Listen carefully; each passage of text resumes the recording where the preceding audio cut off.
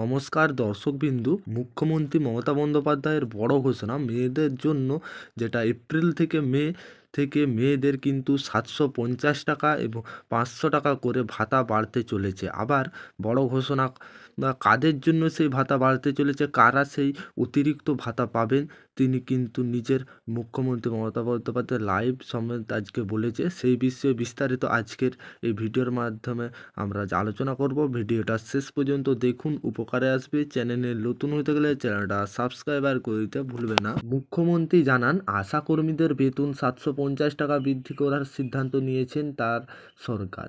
এছাড়াও অঙ্গনওয়াড়ি কর্মীদের জন্য বেতন বৃদ্ধি পাবে, যেটা পাচ্ছেন 750 টাকা।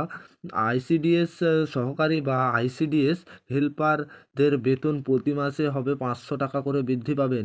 এপ্রিল থেকে মে নতুন বর্ধিত বেতন কার্যকরণ হবে, যেটা আবারও জানা গেছে যে মুখ্যমন্ত্রী মমতা বন্দ্যোপাধ্যায় সরাসরি জানিয়ে দিয়েছে এপ্রিল থেকে মে থেকে আবারও 750 থেকে 500 টাকা করে এই টাকা বর্ধিত কার্যকরণ হবে। অর্থাৎ আগে যে বেতন পেত তার থেকে বেশি পাবে যারা আইসিডিএস কর্মী রয়েছেন। অঙ্গনওয়াড়ি তাদের বেতন 750 টাকা করা হলো। আগে যে বেতন পাচ্ছিল তার থেকে 750 টাকা আবারও বাড়ানো হলো। তার কিন্তু যা এপ্রিল থেকে বর্ধিত হবে এই টাকা। আর যারা আইসিডিএস হেল্পার রয়েছেন তাদের জন্য 500 টাকা বেতন বাড়ানো হলো। তারাও কিন্তু এপ্রিল থেকে এই টাকা বর্ধিত হারে বেতন পাবেন।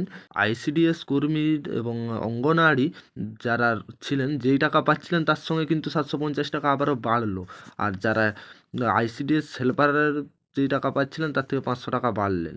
এটাই ছিল আশাকর্মীদের জন্য বড় খবর। আশা করি ভিডিওটা বুঝতে পেরেছেন। ভিডিওটা ভালো লাগলে লাইক দেবেন এবং চ্যানেলে নতুন হতে হলে চ্যানেলটা সাবস্ক্রাইব করে দিতে ভুলবে না।